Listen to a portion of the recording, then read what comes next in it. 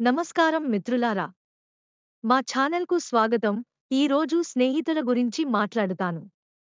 స్నేహితులు పెద్ద పరిమాణంలో, చిన్న పరిమాణంలో, రంగు భిన్నంగా ఉండవచ్చు. కానీ స్నేహం కోసం ఇవన్నీ అవసరం లేదు.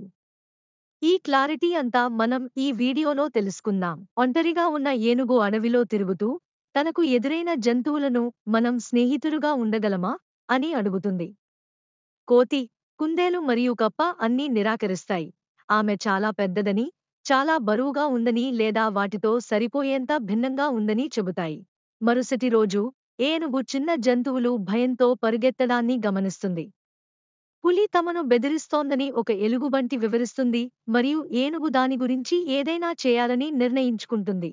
ఏనుగు ధైర్యంగా పులిని ఎదుర్కొంటుంది. చిన్న జంతువులను భయపెట్టడం ఆపమని చెప్పింది.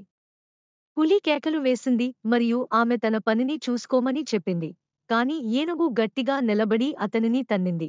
ఏనుగు ధైర్యసాహసాలకు అటవీ జంతువులు హర్షం వ్యక్తం చేస్తున్నాయి.